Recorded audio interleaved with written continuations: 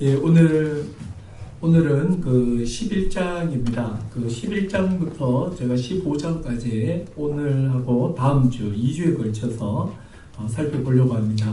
아마 레위기 말씀을 읽다가 가장 그 진도가 안 나가고 또 이렇게 복잡하면서도 어렵게 느껴지는 게 바로 이 부분일 겁니다. 근데 아마 평생 우리가 이 레위기를 이렇게 들을 수 있는 게 오늘 처음 아니겠나 싶어요. 다시 제가 또 언제 이 부분을 하겠습니까? 그래서 오늘하고 다음 주 이게 음식법과 주로 정결법입니다. 요게 일단 내용을 간단하게 이해를 하시고, 그리고 요게 지금 어떤 의미인지를 신약과 잘 연결을 해서 이해를 하시면 좋겠다 싶습니다. 오늘은 음식법과 관련된 거고, 다음 주는 이제 그 12에서 15장까지는 주로 그 유출과 관련된 겁니다. 사람의 몸에서 나오는 뭐 피라든지 고름이라든지 이런 문제들입니다. 또 곰팡이도 있고 이런 문제를 좀 다룰까 합니다. 자, 우리 지난 시간에 제사장 위임식과 위임된 제사장이 드리는 첫 제사를 살펴봤죠. 하나님께서는 불로서 자신의 영광을 보여주셨습니다. 하나님의 그 영광을 본 이스라엘은 일제히 기쁨의 탄생을 내면서 엎드렸습니다. 그래서 예배의 목적은 뭐냐 했을 때 바로 하나님의 그 영광의 나타남입니다. 우리는 말씀을 통하여서 여호와의 영광이 나타나기를 소망하고 기대해야 됩니다. 그래서 저같이 설교를 준비하는 사람들은 여호와의 영광의 광채이며 그 총체이신 우리 주 예수 그리스도를 드러내야 됩니다. 그래서 이 강대상에서 어떻게든지 간에 그리스도를 나타내고 드러낼 때 그리스도를 통해서 사람들은 하나님의 영광을 보게 됩니다. 이게 바로 예배의 목적입니다. 그리고 성도들은 이것을 막 기대해야 되는 거죠. 자, 좋은 일에는 나쁜 일이 찾아오듯이 첫 제사 중에 아론의 두 아들이 하나님의 처벌을 받죠. 축복의 불이 심판의 불이 되고 말았습니다. 다른 불을 들였다고 해서 한날 한시에 형제 둘을 처벌한 게 이렇게 너무 심한 게 아닌가 이렇게 생각할 수 있지만 절대 그렇지 않다고 했죠. 하나님께서 불로서 임재해 있는 그 현장 앞에서 번제단에서 불로 임재해서 하나님의 불이잖아요. 하나님 임재의 불이 활을 타고 있는데 하나님이 뻔히 보는 앞에서 아주 노골적으로 의도적으로 하나님이 명하지 않은 다른 불을 들여버린 거죠. 바로 자기 중심적 예배를 드렸다는 사실입니다. 하나님을 가벼이 여기고 자기 생각대로 제사를 드렸습니다. 그래서 하나님을 가벼이 여기는 이 자기 중심적 예배, 여러분 이 예배는 절대로 하나님 받으시는 예배가 아닙니다. 그래서 예배 때는 자기에게 중심을 맞추지 말라고 그랬습니다. 그래서 내가 오늘 은혜를 얼마나 받았냐 안 받았냐 1차적으로 거기에 초점을 맞추지 마십시오. 아까 드린 말씀처럼 내가 오늘 이 예배를 통해서 그리스도를 통해 나타난 하나님의 영광을 받는가, 이게 1차적 초점이 되어야 됩니다.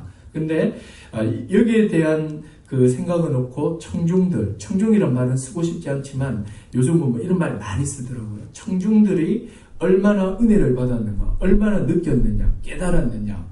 여러분 이렇게 가는 순간 우리는 아론의 두 아들의 예배의 길로 가는 겁니다. 여러분 그 예배는 공허합니다. 처음에는 눈물이 좀 나고 어떤 그런 정서적 카타르시스는 있을지 몰라도 이 하나님의 임재로 인한 충만함은 없습니다. 우리는 그런 예배를 절대적으로 우리는 사절해야 되고 오직 어떻게 해서든지 간에 하나님의 말씀을 통해서 하나님의 영광이 나타나는 것을 바라고 소망해야 되겠죠. 자, 하나님께서는 그리고 이제 아론을 불러서 그에게 말하죠. 아론의 두 아들이 죽었지만 여전히 두 아들의 아버지인 아론을 불러서 그에게 제사장이 해야 할 일을 분명히 말해줍니다. 그게 레위기 10장 10절입니다. 제가 읽어볼게요. 그리하여 너희가 거룩하고 속된 것을 분별하고 부정하고 정한 것을 분별하고. 여러분 이 말씀을 꼭 기억하셔야 됩니다. 제사장이 해야 할 일을 가르쳐 주는 거예요. 여러분 제사장은 하나님과 인간 사이에 있는 중보자입니다. 그래서 이 중보자인 제사장이 해야 되는 제일 중요한 책무가 뭐냐면 거룩하고 속된 것을 분별해야 돼요. 그리고 또 부정한 것과 정한 것을 분별해서 최대한 거룩하신 하나님 앞에서 그들이 부정케 되지 않도록 그들을 이렇게 거룩하게 살도록 가르치고 또 그렇게 살아가도록 훈련을 시켜야 합니다. 그러기 위해서 제사장이 해야 될 가장 중요한 일은 바로 무엇이 거룩하며 무엇이 속된지를 분별해야 돼요. 이게 하나님께서 이걸 가르치다 이렇게 말하고 계신 거죠.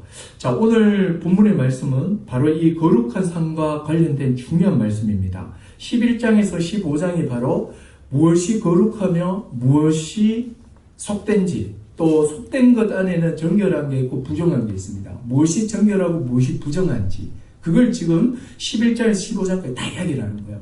그래서 이것만 이야기하는 것이 아니라 거룩한 것과 속된 것, 속된 것을 다시 또 정결한 것과 부정한 것을 나누고, 부정하게 됐을 때 이제 원래의 상태로 정결케 되든지 거룩하게 되든지 이렇게 원래의 상태로 돌려야 되잖아요. 그러니까 회복 절차도 다 들어와 있습니다. 그래서 우리가 이거를 하나하나 살펴볼 거예요. 먼저 11장은요 음식과 관련된 겁니다. 그리고 12장은요 여인이 출산했을 때입니다. 아들을 낳았을 때, 딸을 낳았을 때 각각 아들을 놓으면 7일 동안 부정하고 딸을 놓으면 14일 동안 부정해요. 그리고 정결케 되는 데 있어서 아들을 놓는다면은 33일 동안 여인이 부정한 상태입니다. 예배를 드릴 수 없는 상태예요. 딸을 놓으면 66일입니다. 이 왠지는 모르겠지만 다음 주에 한번 살펴볼게요. 그리고 피부병이나 곰팡이와 관련된 게 13장이고 나병 환자에 관한 게 14장입니다. 그리고 몸에서 진물이나 고름 등 이렇게 피가 나오거나 유출병과 관련된 게 15장입니다. 그래서 11장에서 15장의 전체적인 내용은 무엇이 거룩하고 무엇이 속된지, 또 그리고 어떻게 속되게 됐을 때, 그러니까 이 부정하게 됐을 때 어떻게 거룩하게 되는지, 정결케 되는 방식이 두 가지입니다. 하나는 시간이 지나면 저절로 회복되는 게 있습니다. 그리고 또 하나는 시간이 지나서 되는 게 아니라 격리를 지켜야 되고, 그리고 또 제사, 속죄제나 속건제를 통해서 이런 제사의 방식으로 해야 됩니다. 그는 이제 부정의 정도에 따라 달라요. 이 굉장히 세밀하게 해놨습니다. 근데 중요한 건요, 이 모든 내용, 그러니까 11장에서 15장은요, 다 16장의 대속죄일을 향하고 있습니다. 속죄일은 이스라엘이 1년에 한 차례 대제사장 한 사람이 전 이스라엘의 그 죄에 대한 오염을 해결하는 날입니다. 그러니까 이스라엘의 전체 죄가 차고 넘치면 성전까지 막 밀려 들어갈 거 아니에요. 그래서 이제 하나님께서 7월 16일 대속죄일을 정해서 가지고 대제사장을 통해서 이날 하루 이스라엘의 모든 죄를 깨끗하게 하는 대속죄일을 정했습니다. 바로 이 7장 16절은요, 이 16장은 이 11장과 15장의 전체 내용을 배경으로 해서 16장이 있는 거예요. 그래서 우리가 11에서 15장까지 쫙 이해를 하고 나면 대속죄일이 얼마나 감사하고 왜 있어야 되는지가 확 와닿는 거예요. 그래서 이번 주와 다음 주에 제가 11장에서 그 15장까지 살펴본다고 말씀을 드렸습니다. 자, 그런데 자, 지금 이 11장과 15장이죠. 이 음식법과 정결법인데 이 법을요, 지금도 어떤 사람들은요, 그대로 지켜야 된다라고 주장하는 사람들이 있습니다. 돼지고기도 안 먹고 가물치나 메기와 같이 비늘 없는 고기를 먹지 않아요. 율법이라는 생각 때문이에요. 십계명처럼 문자 그대로 지켜야 되는 율법이다, 이렇게 딱 규정하고 있어서 그렇습니다. 그러나 여러분, 11장에서 15장까지 나오는 이런 정결법이나 음식법은요, 십계명처럼 아주 명시적으로 반드시 지켜야 되는 그런 율법이 아니에요. 이렇게 이해하는 순간에 우리는 지금 뭐 돼지고기고 뭐 아무것도 못 먹게 되는 거예요.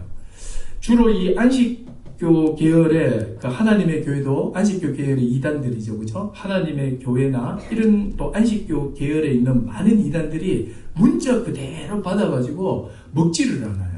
얼마나 그 바보 같은 짓인지 모릅니다.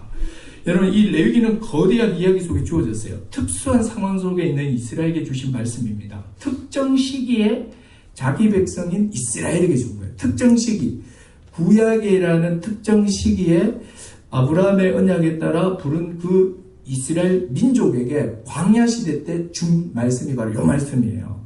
왜 특정 시기냐? 구약 시대니까 그런 거예요. 그런데 여러분, 이 신약에서는요, 정결법이 다 폐지됩니다.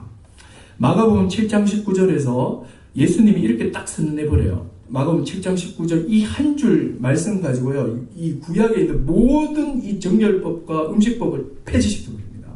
뭐라고 하십니까? 모든 음식물은 깨끗하다. 이렇게 하나님께서 예수님 한마디 딱 해버려요. 이 한마디로 모든 음식법과 정결법이 다 폐지됐습니다. 만약에 정결규례 음식법을 문자 그대로 지금도 유효하다고 보고 지킨다면 예수님의 선언을 정면으로 반대하는 겁니다. 자, 그렇다면 우리는 이 율법 왜 이스라엘에게 주셨는지 알 필요가 있어요. 하나님께서는 이 율법을 통해서 이스라엘에게 이 율법을 줘서 무엇을 이루려고 했는지 하나님의 의도를 이해하셔야 돼요.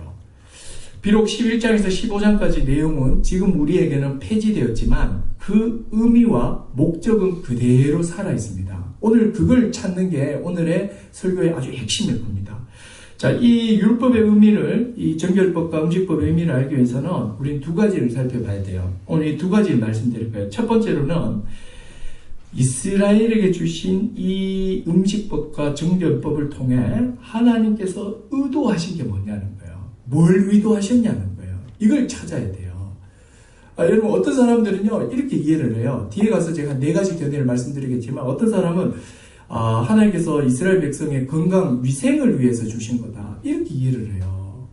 왜냐, 광야에 사니까, 이렇게 막 위생적으로 좀 이렇게 전염병이라든지, 막 있는 그런 좋지 않은 동물들이 많다는 거예요. 그걸 먹으면 집단 전염병 걸립니다. 이렇게 막 이야기하고, 어떤 사람은 또 제의적으로 해석하고, 또 자의적으로도 하고, 온갖 이론들이 다 있습니다.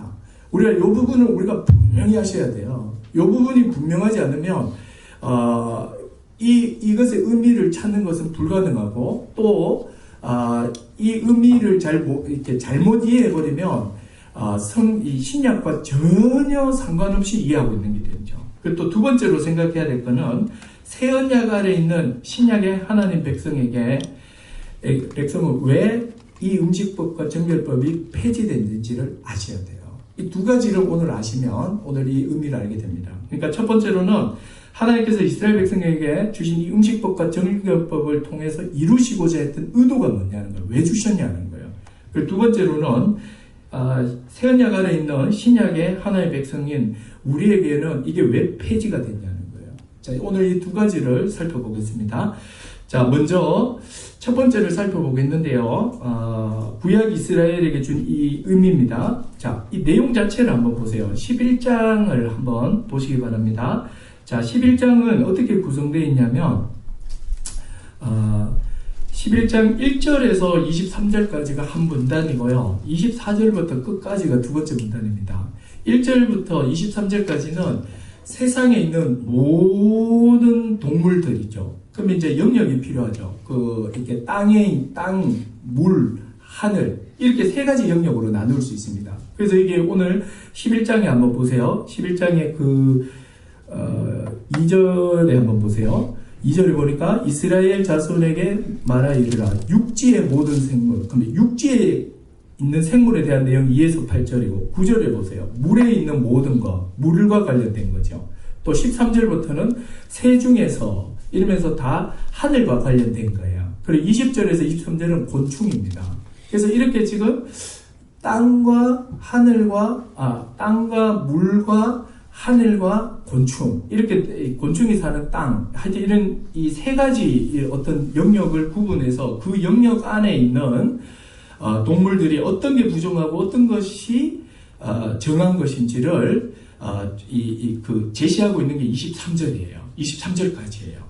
그리고 24절부터요, 끝까지는, 그러면 이렇게 부정한 동물들이 있을 거잖아요. 그럼 이 부정한 동물에게 접촉이 되면은 내가 속되게 되는데, 그럼 이걸 어떻게 깨끗하게 되느냐. 깨끗하게 되는 그 방식에 대해서 24절부터 끝까지 쭉 나열하고 있는 거예요.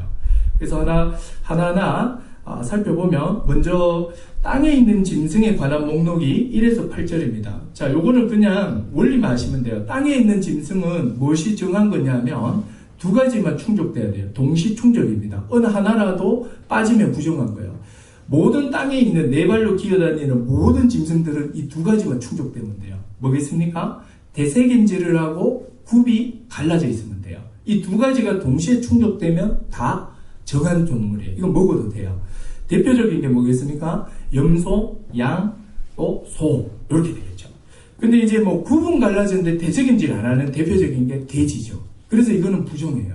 근데 이게 대세김질은 하지만 굽이 안 갈라진 게 있어요. 그게 이제 대표적인 게 낙타도 있고 또 사반, 너구리 뭐 요런 거, 요런 종류예요. 토끼도 대세김질은 하는데 굽이 안 갈라졌어요.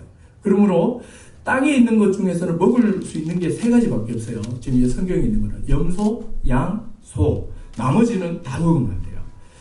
그죠? 돼지를 못 먹게 돼 있어요, 이게. 예, 어제도 우리 요셉 가족이 돼지 삼겹살 이만 한 방 구워서 막 어제 부정한 거 어제 다 먹었어요, 제가. 새우, 막창. 하여튼 성경에서 먹지 말라는 거 어제 다 깔아놓고 한 4판 정도 드셨죠?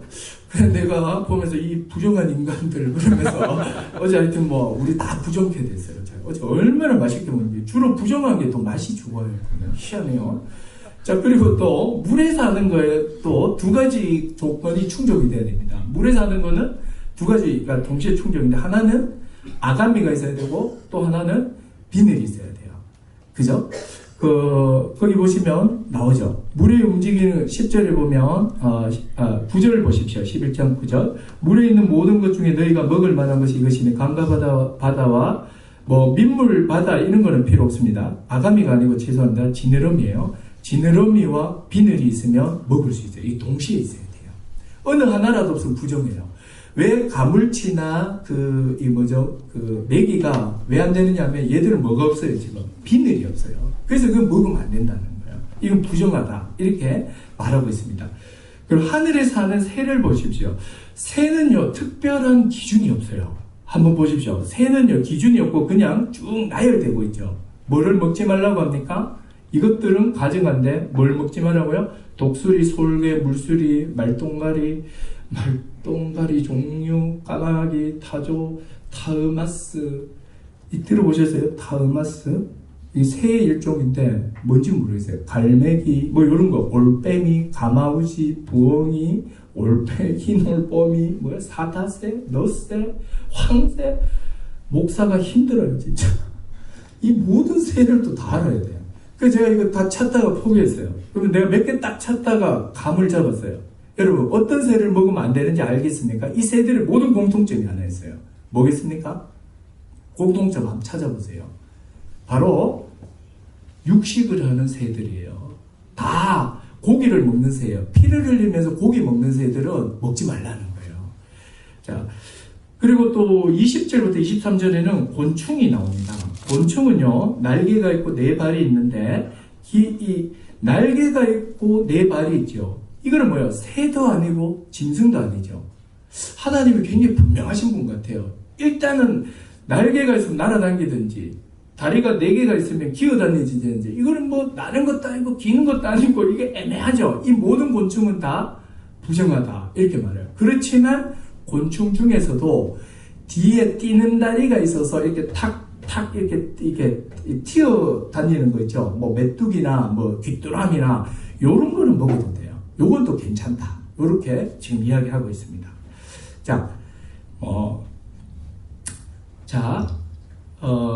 지금까지 이제 말한 땅, 물, 공중에 살아가는 그 모든 동물들의 그 기준을 제가 살펴봤습니다. 그래서 다시 여러분 요거 잘 한번 이해해 보십시오. 땅에 사는 네 짐승의 그 정한 것은 두 가지 충족이죠. 하나는 뭐였죠? 말굽이 갈라져 있고 굽이 갈라져 있고 또 새김질하면 다 정해요.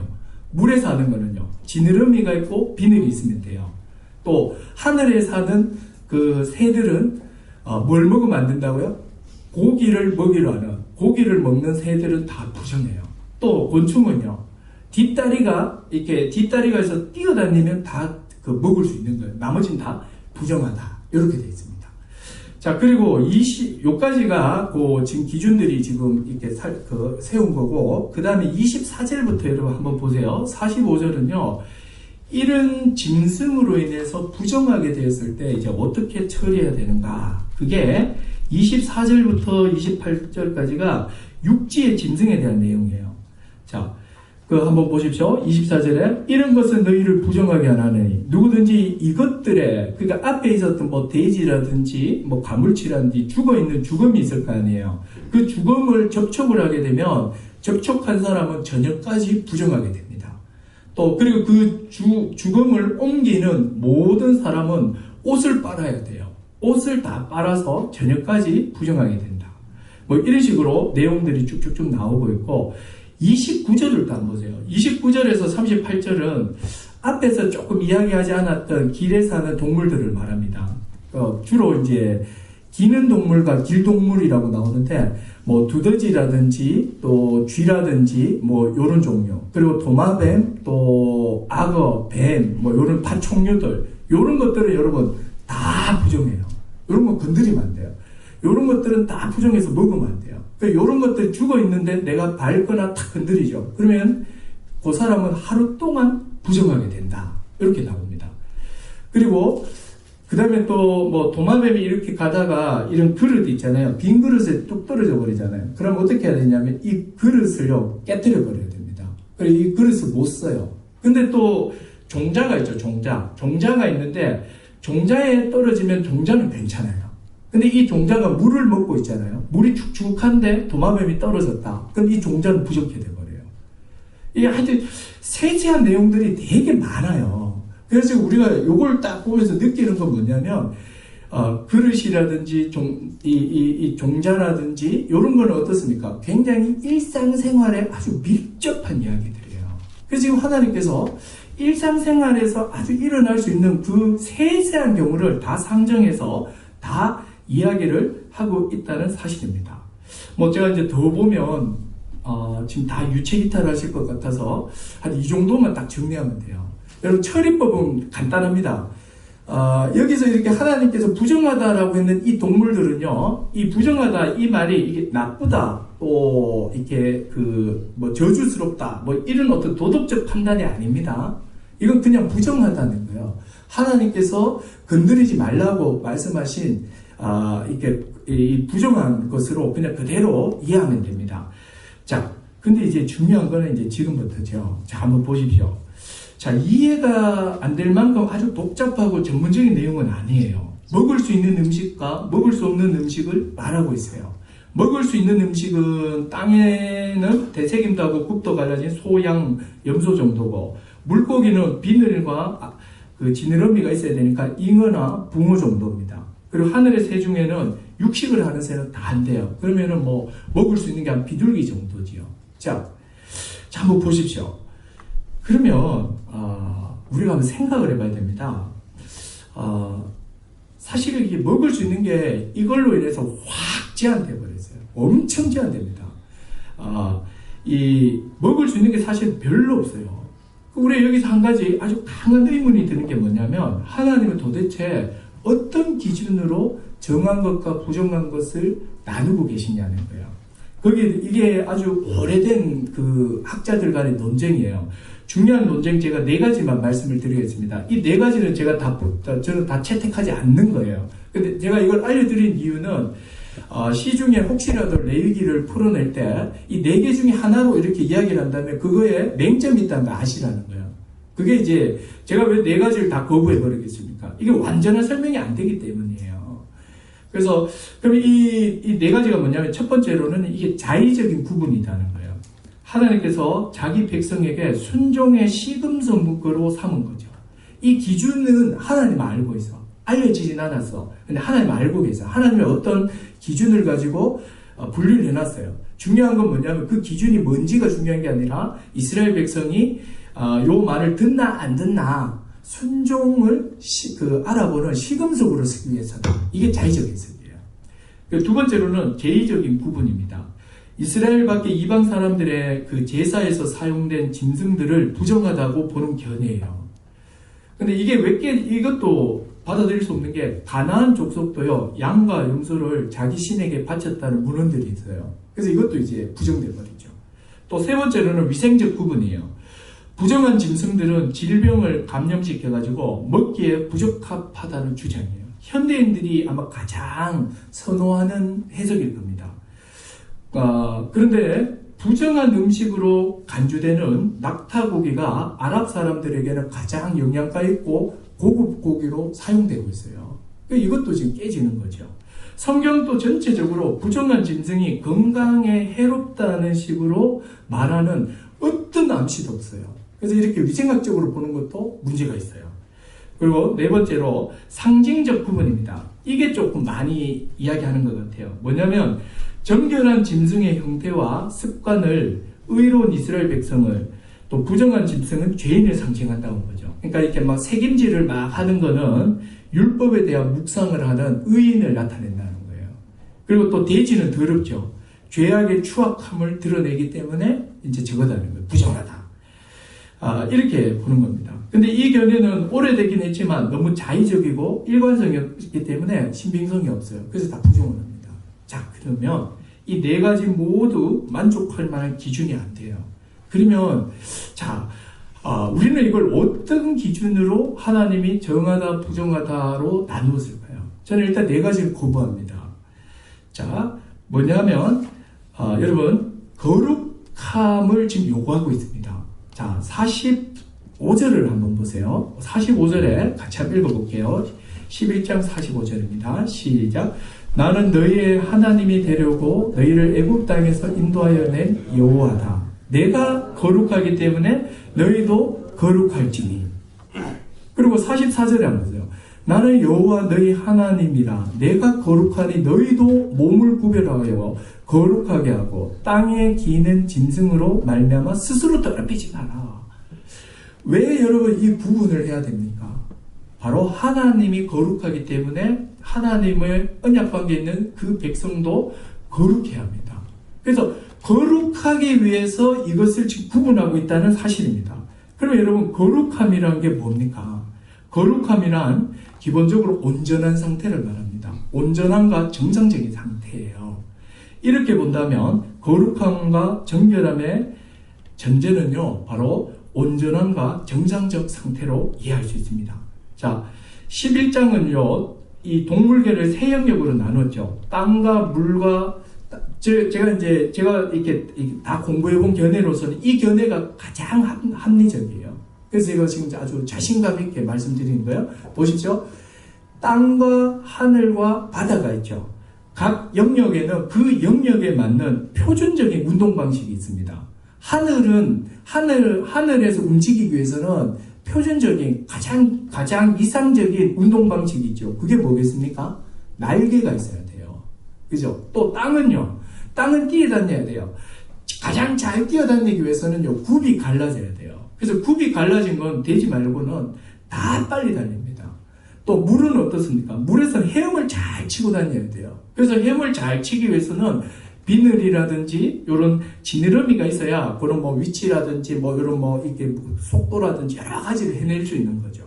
그래서 이런 식으로 온전하고 정상적인 그 상태, 각 영역의 가장 표준적인 어떤 그 온전함, 정상적인 상태를 가지고 있는 것들은 이게 정결한 거고, 그렇지 못한 것은 부정한 거죠. 이렇게 보는 겁니다. 자, 요거 이해되시죠? 그럼 여기서 이제 한 가지 의문은, 돼지는 굽은 갈라졌는데 되새김질을 못 하잖아요. 이 왜 부정한지 설명할 수 없죠. 여기에 대해서 더글라스라는 학자는 양과 염소가 이스라엘 사람들에게 표준적 짐승이었다라고 합니다. 그러니까 양과 염소를 그냥 이게 표준이야 라고 딱 정해놓은 거예요. 자처럼, 청양도구처럼 양과 염소가 가장 거룩하고 정결한 동물이야 이렇게 정해놓은 거예요. 그래서 양과 염소를 닮으면 다 거룩한 거다 이런 거죠. 그래서 돼지는 양과 염소에 있어서 이 되새김을 못하기 때문에 부정한 거예요. 뭐 이런 식으로 이해를 합니다. 그래서 결국은 이런 구분을 통해서 거룩한 것과 정결한 것, 그리고 부정한 것을 이렇게 구분하셨다는 거예요. 그러니까 각 영역의 표준적인 어떤 그런 움직임에 맞는 형태를 가지고 있는 것은 다 정한 거고, 그렇지 못한 건 부정한 거. 이렇게 이해를 한 겁니다. 자, 그리고 이제 오늘 지금부터 이제 의미를 좀 한번 찾아 들어가 봐야 돼요. 자, 44절과 45절을 아까 읽었지만 다시 한번 보십시오. 오늘 이 말씀이 이 11장을 푸는 키입니다. 나는 여호와 너희 하나님이다. 내가 거룩하니 너희도 몸을 구별하여 거룩하게 하고 땅이 기는 길짐승으로 말미암아 이어서 길짐승 아까 나왔던 두더지라든지 파충류들입니다. 이런 걸로 스스로 더럽히지 마라. 왜냐하면 나는 너희 하나님이 되려고 너희를 애굽 땅에서 인도하여 낸 여호와 내가 거룩하니 너희도 거룩해라. 나는 여호와 너희의 하나님이다. 이 표현은 언약 관계를 드러냅니다. 내가 너희의 왕이며 너희는 내 백성이며 내 소유이다. 그렇기 때문에 너희의 왕인 내가 거룩하기 때문에 내 백성인 너희에게 내가 거룩을 요구한다. 그래서 너희는 이 거룩을 지키기 위해서 몸을 구별하며 몸을 더럽혀서는 안 된다라는 거예요. 그리고 45절에서 다시 한 번 더 부연 설명하죠. 내가 너희 하나님으로 나를 닮아 내 앞에 거룩해야 한다고 말합니다. 내가 너희의 하나님이 되려고 너희를 애굽 땅에서 뭐 했다는 거예요? 인도했다. 이렇게 말하는 거예요. 하나님께서 애굽에서 이스라엘을 구원하신 이유가 뭐냐면 이들이 불쌍해서가 아니에요. 하나님께서 이스라엘을 구원할 수 있는 궁극적인 목적과 비전은 뭐냐면 바로 거룩한 자가 되게 하기 위해서다. 지금 이렇게 말하고 있는 겁니다. 여러분 이스라엘의 구원의 목적은 애굽에서 벗어나는 게 아니에요. 애굽에서 벗어나 하나님과 언약관계를 맺고 그 나라의 왕이신 거룩한 하나님을 닮는 백성이 되는 거예요. 거룩한 하나님의 백성을 만들기 위해서 하나님께서 1차적으로 하신 게 뭐냐면 애굽에서 끄집어내신 거예요. 다 끄집어내셨다고요. 삶의 전 영역에서 거룩하기를 원하셨습니다.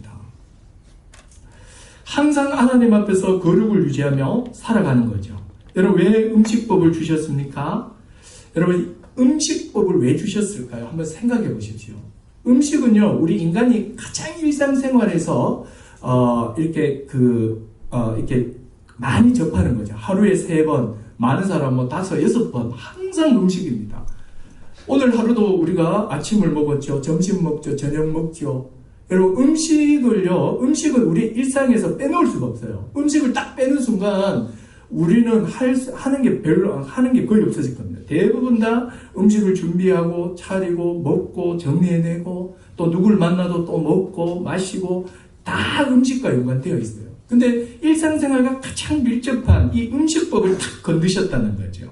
이게 무슨 이야기일까요? 이스라엘은 조금 전까지만 해도 애굽에서 세상의 노예와 별다를 바 없는 사람들이었죠. 그러나 거룩하신 하나님께서 그들을 구원하시고 왕이 되셨어요. 이제는 이전과는 전혀 다른 삶을 사는 존재로 부르신 거예요. 내가 거룩하니 너희도 거룩하라. 나와 같이 거룩한 자로 살 것을 딱 요구하신 거예요. 거룩하신 하나님 앞에 너희가 전 영역에서 거룩한 자, 구별된 자로 살아가라는 거예요. 그래서 하나님은 이 음식법에 제한을 둠으로 인해서 일상적인 삶에서 거룩한 자로 부름을 받은 자신의 정체성을 상기하게 하신 거예요. 이방인과 전혀 다른 삶의 양식을 통해서 자신들이 하나님의 구별된 백성인 것을 이 음식법을 통해서 나타내는 거예요. 이들은 온전한 음식, 정상적인 것들만 먹게 하신 거예요. 영양이나 이런 문제가 아니고요. 완전히 이방인과 구별된 삶을 살게 하신 거죠. 그래서 하나님의 구원 경륜의 큰 틀에서 음식법을 본다면 이런 거죠. 하나님께서 애굽에서 이스라엘을 구원내고 이들에게 내가 거룩하니 너희도 거룩하라 요구하시면서 정결한 것과 부정한 것을 구분하셨죠. 그리고 부정한 것을 멀리 함으로써 세상과 확연히 외적으로 다른 삶을 나타내게 하신 거예요. 자, 여러분 이게 지금 이제 우리가 구약에서 계속해서 초점을 맞춰야 되는 게 뭐냐면 외적인 모습들이에요. 특정한 시기를 살았던 이스라엘에게 음식법은요. 자기들이 막 돼지고기를 안 먹고 막 소 먹고 양 먹고 막 저거 막 다른 거 막 가물치도 먹고 싶은데 막 줄이면서 계속 이것만 먹는 거잖아요. 이런 걸 통해서 뭐를 깨닫는 거예요. 내가 하나님의 거룩한 자로 부름을 받았다. 이것을 상기하는 중요한 수단이었습니다. 그래서 음식법을 지킴으로써 거룩한 하나님 백성의 정체성을 잃어버리지 않게 했고 또 늘 거룩한 자로 부름을 받았다는 것을 상기시키는 효과가 있었던 거죠. 마치 오늘날 그리스도인이 술과 담배를 안 함으로 인해서 저 사람이 세상 사람들 저 사람 교회 다니나 이렇게 탁 하는 외적 표지가 되는 것처럼 음식법이 하나님의 거룩한 자임을 나타내는 외적 표지로 사용됐다는 거예요. 자, 여러분, 하나님께서 우리 여기서 한 가지 아주 생각할 게 있어요. 구원하신 목적이 도대체 뭐예요? 우리를 왜 구원했습니까? 왜 우리를 하나님에서 진노에서 벗어나게 하셨습니까? 여러분, 많은 사람들이 진노, 지옥 안 가는 것 자체가 목적으로 생각하는 사람이 있어요. 그러니까 사람들이 어떻게 사는지 한번 보세요. 엉망으로 살아보는 거야. 그래, 내가 비록 이렇게 마음대로 살지만 내가 한 가지 확신하는 거는 지옥은 안 간다. 내가 비록 이렇게 살지만 확실한 것은 내가 하나님의 진노에는 벗어났다. 그래, 내가 뭐 이렇게 조금 엉망으로 살아도 그래, 뭐 내가 내 한계를 안다 이러면서 내가 이렇게 엉망으로 살아도 뭐 구원은 받으니까 뭐 천국 가면은 뭐 100층 1층 있다. 나 뭐 100층 필요 없다. 그냥 뭐 1층 있어도 된다. 나 천국만 가도 돼. 아니, 이런 생각이 들어오기 시작하는 거예요. 이 사람은 하나님이 자기를 구원한 목적을 뭘로 보는 거죠? 지옥 안 가게 하는 것, 하나님의 진노를 받지 않게 하는, 이걸 목적으로 삼는 거예요. 여러분, 하나님이 우리를 구원하신 목적이 이겁니까? 아니에요. 하나님이 우리를 구원하신 것은 바로 거룩으로의 부름이에요. 하나님의 최종 그림이 이거라고요. 우리를 자신을 닮은 거룩한 백성이 되게 하려는 그 그림을 먼저 그리시는 거예요. 먼저 그려놓고 애굽에 있는 이스라엘을 불러내신 거예요. 그리고 그들에게 성막도 주고 율법도 주시고 이러면서 이들로 하여금 이 거룩한 백성이 되도록 계속 이렇게 인도하셨던 것입니다. 늘 예를 들지만요, 조각가가 아궁이 속에서 불타고 있는 나무를 꺼낸 목적은요, 아름다운 비너스상을 조각하기 위함이죠. 아름다운 비너스상을 조각하기 위해서 먼저 해야 되는 게 불타는 아궁이에서 장작을 꺼내야 합니다. 그리고 불을 끄고 사포로 걸린 것을 밀어내고 톱으로 자르고 조각칼로 하나하나 새기면서 자기 마음속에 품고 있는 그 아름다운 비너스상을 조각해 가는 거잖아요. 그와 마찬가지로 하나님께서 우리를 자신의 진노에서 건져내신 목적은 우리를 거룩한 자로 변화시키기 위함이에요. 거룩한 자로 하나님 앞에 세우기 위함이에요. 그래서 하나님의 우리를 향한 비전과 목적은 뭐냐면 우리의 거룩이에요. 그리고 예나 지금이나 하나님 백성을 향한 하나님의 목표, 비전은 동일해요. 거룩한 자가 돼요. 여러분, 하나님은 사실 우리가 이 땅에서 이렇게 뭐 경제적으로 얼마나 부유하냐, 또 얼마나 내가 이렇게 육체적 돈 걱정 안 하면서 얼마나 사냐, 또 얼마나 다른 사람을 뭐 부지하며 사냐, 이 별로 중요하게 안 여겨요. 이거는 세상 사람들이나 이런 부분이 아주 중요한 요소들입니다. 누가 이렇게 성공했냐, 누가 자녀를 잘 키웠느냐, 누가 자녀가 좋은 대학 가고 또 이렇게 뭐 좋은 직장을 가냐, 이건 여러분 하나님 없는 사람들의 관심이죠. 또 우리의 관심일 수 있어요. 근데 아세요? 하나님은 여기에는 별로 관심 없어요.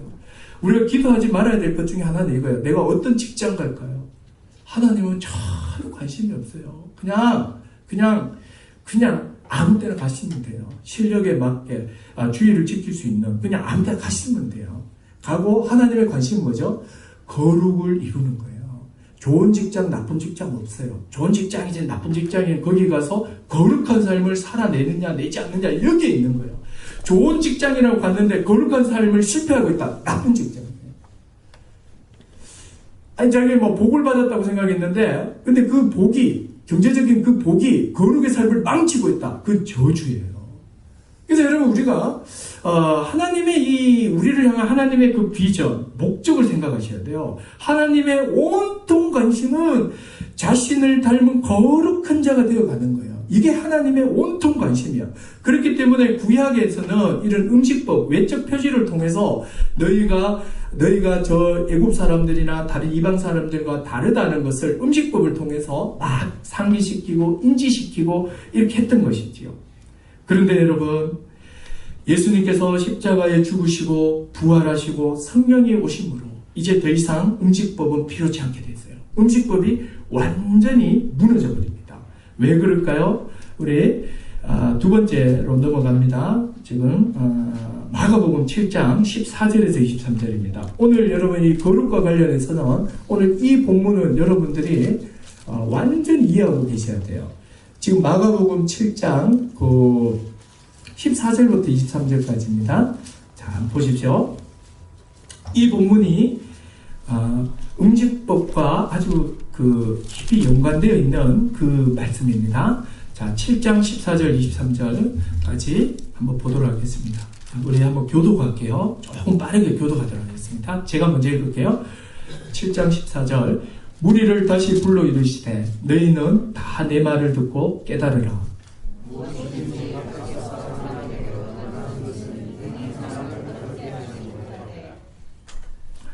사람 안에서 나오는 것이 사람을 더럽게 하는 것이 더럽게 하는 것이니라 하시고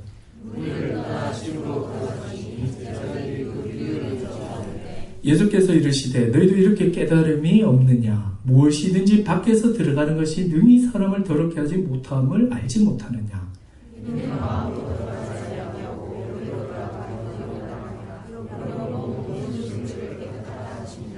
또 이르시되 사람에게서 나오는 그것이 사람을 더럽게 하느니라.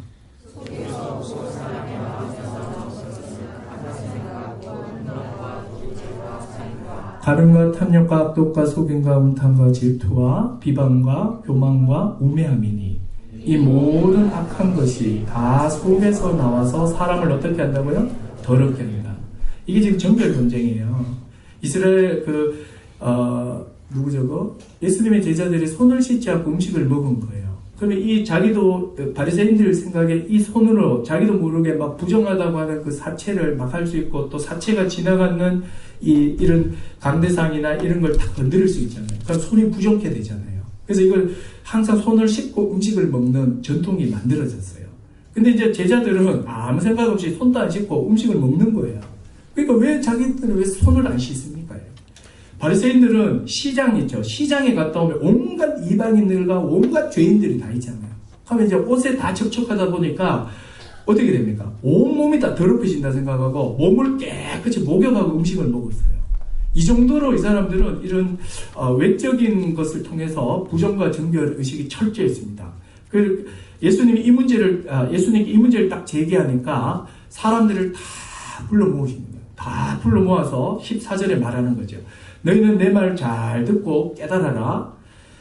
무엇이든지 간에 밖에서 사람에게 들어가는 그거 음식물을 말하겠죠. 그 음식물이 사람을 더럽게 하는 게 아니고 사람을 부정하게 하는 것은 사람 몸 밖에 있는 음식이 아니라 사람 안에 있는 게 더럽게 하는 거야. 이렇게 탁 하는 거예요. 극하고 비유로 끝나버려요.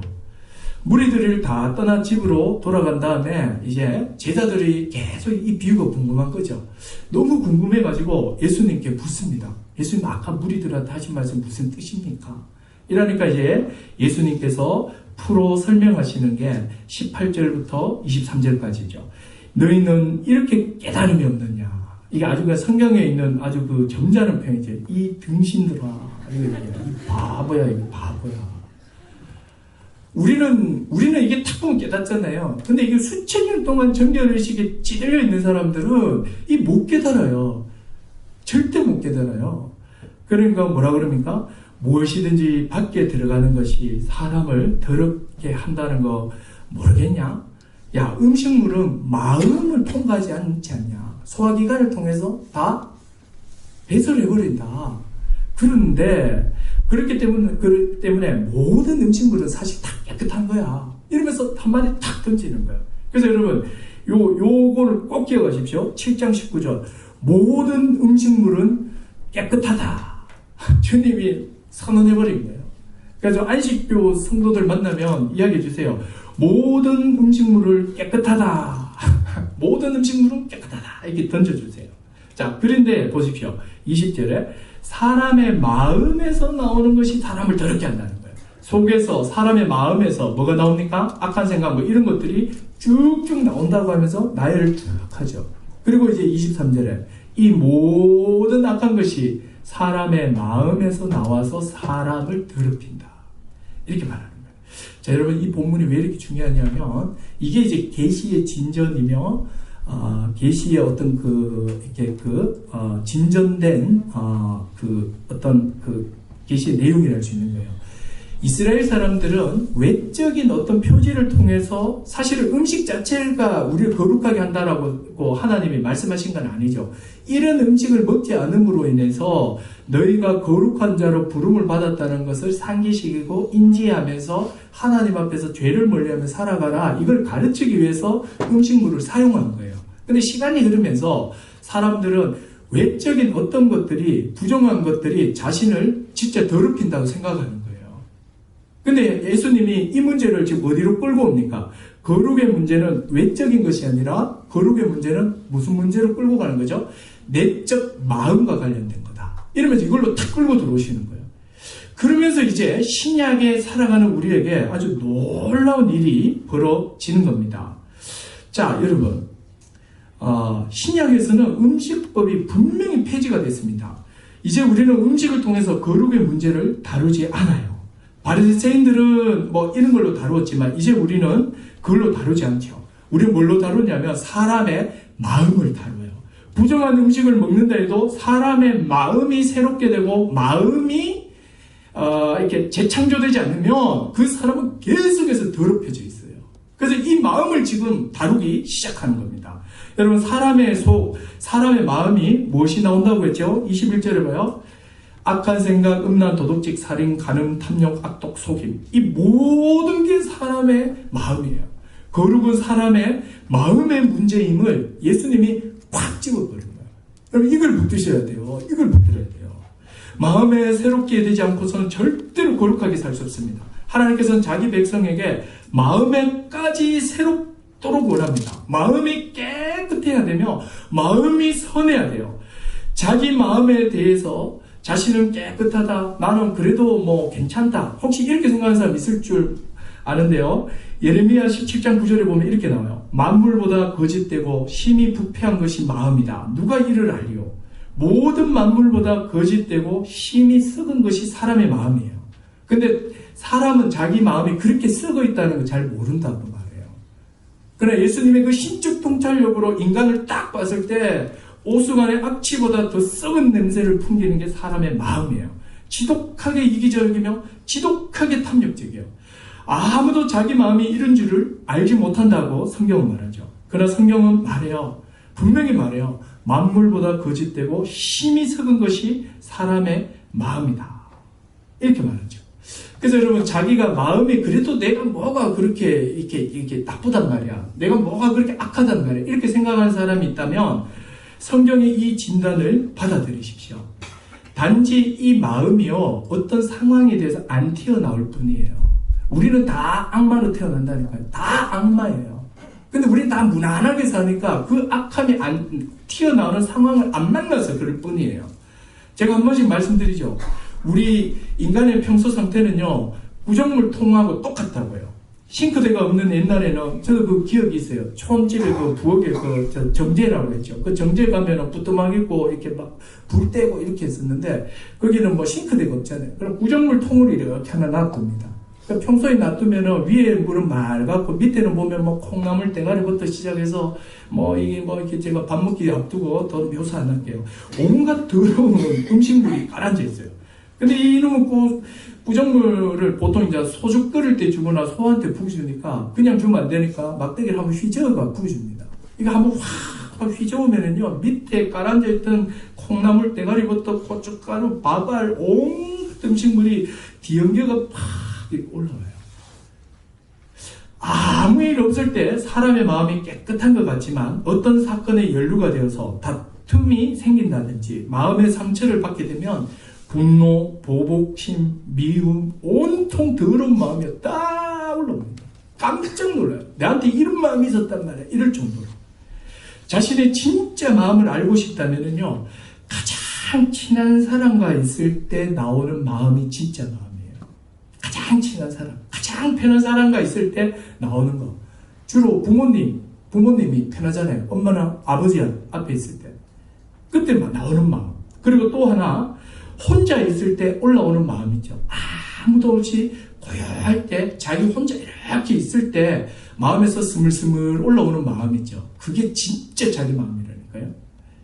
마음이 여러분 깨끗하고 선해야 돼요. 하나님께서는 이 마음에까지 거룩을 요구하시는 거예요.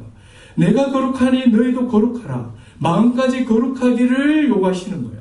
놀랍게도 우리 주 예수 그리스도께서 오심으로 우리의 모든 죄값을 해결하셨을 뿐 아니라 우리의 마음도 성령으로 새롭게 버리셨습니다. 새언약 백성의 특징은 마음에까지 새롭게 된 자예요. 새언약 백성은 새 마음을 가진 전혀 새로운 피조물로 이야기를 해요. 자, 여러분, 이게 여러분, 우리 이제 신약을 살아가는 그러니까 신약을 살아가는 새언약 백성의 거룩의 문제의 핵심은 여기서 출발을 해요. 많은 사람들이 예수 십자가 복음에 대한 확신도 없는 상태에서 자기 믿음이 없는 상태에서 자꾸 착한 마음을 가져야겠다, 시기 안 해야겠다, 자꾸 내 마음을 고쳐 먹어야겠다, 자꾸 이렇게 자기 마음을 자꾸 바꾸려고 그래요. 여러분, 인간의 마음은 안 바뀌어요. 인간의 마음은 거짓되며 부패하며 썩어 빠져 있다니까요. 근본적으로 완전히 새롭게 마음이 창조돼야 된다고요. 완전히 새 마음이 만들어지지 않는 이상은 마음이 거룩해질 수 없고 선해질 수 없단 말이에요. 지금 제가 지금 성화의 문제를 다루는 거예요. 이 거룩의 문제를 다뤄요. 여러분, 우리가 거룩하게 살아가는 첫 출발점이 뭐냐면 바로 자기가 예수 그리스도를 믿음으로 성령을 받아 자기 마음이 새로 피조물, 새 마음, 새 본성을 가졌다는 사실을 아는 데서 출발한다고요. 많은 사람들이 예수 십자가 복음을 그냥 구호 정도만 생각하는 거예요. 그렇지 않아요. 예수 십자가를 믿을 때에 성령이 오셔서 우리의 부패하고 썩어 빠진 그 마음은 죽어버리고 새 마음, 새 본성을 일으켜 주셨다니까요. 그래서 성경에서 고린도후서 5장 17절에 그런즉 누구든지 그리스도 안에 있으면 새로운 피조물이라. 이전 것은 지나갔으니 보라 새 것이 됐다. 우리의 존재 자체가 새롭게 됐다는 거예요. 이전 것은 지나갔다. 이전에 그 마음은 죽었고 새로운 본성, 새 마음을 주셨다 그랬잖아요. 또 예레미야 31장 31절에도 보면 내가 새 언약을 너희에게 준다고 하면서 이 새 언약은 부드러운 마음이다 그랬어요. 이 새 언약은 옛 언약과 다르다 그랬어요. 이 새 언약은 하나님의 말씀을 사랑하며 하나님의 뜻을 알며 죄를 이길 수 있는 전혀 새로운 마음이다 그랬어요. 그래서 여러분, 예수를 믿고 거듭난다는 거는요, 이제 내가 어떤 한 종교를 갖는다 이런 의미가 아니고 예전의 삶의 그 중심이었던 그 옛마음, 옛사람이 완전히 죽어버리고 전혀 새로운 존재로 탄생됐다라고요. 그래서 우리는 중생, 본어게인 이렇게 말하잖아요. 그러면 여러분, 신자는 여기서 출발하는 거예요. 내가 성령의 능력으로 새로운 존재며 마음이 새롭게까지 된 자이다. 여기서 인지해야 돼요. 그럼 어떤 사람이 이렇게 말해요. 근데 목사님, 근데 왜 나한테 시기나 이런 게 왜 올라옵니까? 이렇게 표현을 해요. 여러분, 그거는요, 왜 올라오는지 아세요? 그거는 우리의 옛 잔재예요. 그건 우리의 습관으로 남아있는 것들이에요. 참되게 거듭나는 사람은 우리는 완전히 새로운 본성과 우리의 새 마음을 가진 자는 하나님의 거룩을 사모하며 죄를 미워하며 또 이런 죄된 마음이 있으면 마음이 막 무거워지며 이것이 자신의 본 마음이 아닌 것을 알아요. 근데 문제는 뭐냐면 새 마음이 없다 보니까 이 옛 마음 이것 자체가 자기의 마음이라고 생각해요. 새 마음, 그러니까 거듭나지 않은 사람들은 옛날에 그냥 자기가 가졌던 그 시기나 질투나 이게 막 올라오면 그걸 자꾸 고치려고 한다고요. 여러분, 고쳐가 될 문제가 아니라니까요. 예수 십자가를 믿음으로 내가 새로운 본성, 새 마음을 갖게 되고 새 마음과 새 본성을 가진 자는 옛 마음들이 올라올 때에 이것이 자기의 진짜 마음이 아닌가 안다니까요. 이걸 어떻게 더 설명을 할 수 있는지는 제가 참 어려움이 있는데, 마음에까지 새롭게 된 자는 성령을 따라 자신의 전 삶의 영역에서 제물로 이제 드디어 드리기 시작합니다. 그래서 로마서 12장 1절에 그러므로 형제들아 내가 하나님의 모든 자비하심으로 너에게 권하노니 너희 몸을 하나님이 기뻐하시는 거룩한 산제사로 드리라. 이는 너희가 드릴 영적 예배니라. 우리의 전 삶의 영역이 이제는 하나님 앞에 서 있는 거예요. 이제 성령이 우리 가운데 오셔서 새 마음, 새 본성, 우리를 성전 삼아 버리셔서 우리는 매일매일이 하나님 앞에 살아가는 거룩한 자가 됐어요. 그렇기 때문에 술을 안 하고 담배를 안 하고 이런 표지를 통해서 내가 그리스도인됨을 표현하고 나타내는 것이 아니라 성령을 통해서 만들어진 새 마음, 새 본성을 따라 살아감을 통하여서 나타나는 독특한 삶의 양식들이 있단 말이에요. 아내에 대하여 자신을 주며 사랑하는 걸로 나타나고, 남편에 대해서는 자신을 내어주며 존중하고, 모든 사람과 최선을 다하여 막 화평하려고 하고, 이 모든 게 다 뭐예요? 주님의 말씀에 자기 자신을 드리는, 제물로 드리는 순종의 모습들이에요. 그래서 여러분, 이제는 뭐 술, 담배 이런 걸로 여러분 우리의 외적 표지가 되는 시대는 아니다니까요. 지금은요, 거룩한 삶 자체를 통해서 우리가 하나님의 자녀인 것을 드러내는 겁니다. 이 거룩의 구체적인 실현인 결국은요, 하나님을 사랑하고 이웃을 사랑하는 거예요. 가장 가까운 이웃인 교회입니다. 이웃은 교회예요. 그래서 교회 성도를 뜨겁게 지체로서 사랑하고 교회 중심적 삶을 막 살아가면서 이 다르다는 것이 드러나는 거죠. 좀 장황하고 이야기가 조금 이렇게 길어졌으면 제가 다시 한번 더 정리하면 이겁니다. 자, 여러분 이 부분을 정말 포인트로 잡으셔야 돼요. 여러분 예수님께서 거룩의 문제를 내적인 문제로 끌고 오셨잖아요. 그러면서 사람의 마음이 이렇게 부패해 있다는 거예요. 그렇기 때문에 사람의 마음이 바뀌는 게 아니라 사람의 마음이 재창조되지 않는 이상은요, 절대로 거룩해질 수 없어요. 왜 음식법이 폐지됐습니까? 성령의 오심으로 이제 마음으로까지 거룩한 자로 살 수 있는 새 마음, 새 본성이 신자에게 생겼기 때문이에요. 그래서 여러분, 나도 그렇고 여러분들 자신을 볼 때 정말 예수 십자가 복음을 굳건히 붙들고 믿음의 확신이 있다면 믿어야 돼요. 내 안에 새 마음과 새 본성이 탄생된 전혀 새로운 존재라는 거예요. 이제는 예레미야 17장 9절과 나와는 상관이 없어요. 만물보다 거짓되고 부패한 것이 사람의 마음인데 이 마음이 지금 이제 사라지고 나는 이제 새로운 마음으로 됐다는 거예요. 그런데 이제 한 번씩 하도 옛날 마음에 오래 있다 보니까 습관에 젖어들어서 누가 잘 되면 막 축복해줘야 되는데 습관에 젖어 있다고 습관적으로 배 아픈 마음이 살짝 올라오는 거죠. 그때 빨리 그 습관을 없애버려야 돼요. 그리고 우리는 막 새 마음에 맞게 축복해주고 또 막 표현해주고 이런 거죠. 자, 여러분, 우리가 지금 지금 살아가고 있는 현재 이 위치를 정말 많이 생각하셔야 돼요. 우리는 성령을 통해서 새 마음, 새 본성을 가진 자이고 성령을 따라 우리의 전 삶의 영역에서 하나님 앞에 드디어 살게 된 존재들입니다. 그래서 우리는 적극적으로 전 삶의 영역에서 하나님 앞에서 거룩을 실현하며 살아야 됩니다. 그 거룩의 구체적인 실현은 딴 거 없어요. 하나님 사랑, 이웃 사랑이에요. 뜨겁게 하나님을 예배함으로 사랑하고 뜨겁게 지체를 사랑하십시오. 이것을 통해서 우리가 그리스도의 제자인 것을, 하나님의 백성인 것을 세상은 알게 될 것입니다. 기도하겠습니다.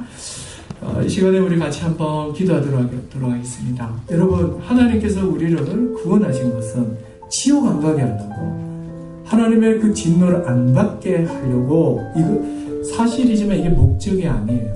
우리를 거룩한 자로 세우기 위함입니다. 이 거룩한 삶에 대한 열망, 거룩한 삶에 대한 목표가 여러분의 목표, 나의 목표이기를 바랍니다. 여러분 같이 이렇게 한번 결단하며 기도하십시다. 하나님, 이 시간에 내가 거룩하니 너희도 거룩하라는 주님의 말씀에 순종하여 나의 전 삶의 영역에서 거룩을 실현하기를 원합니다. 또 거룩을 실현할 수 있는 새 마음, 새 본성 주시니 감사합니다. 구체적으로 거룩을 실현하며 살아가는 우리 모두가 되게 해달라고 같이 한번 기도하도록 하겠습니다. 기도합니다. 하나님 아버지, 이 시간에 기도하기를 원합니다. 우리를 거룩으로 불러주시고 거룩한 삶으로 세워주시니 감사합니다. 하나님 아버지, 이제 우리는 새 마음과 새 본성을 가진 자로서 하나님 앞에 거룩을 연습하며 거룩한 자로 하나님 살아가게 하여 주시옵소서. 하나님 삶의 모든 영역에서 하나님의 뜻을 따라 거룩을 실현하는 우리 모든 성도들 다 될 수 있도록 하나님 은혜를 내려 주시옵소서. 하나님 아버지, 시간에 거룩을 다시 결단하며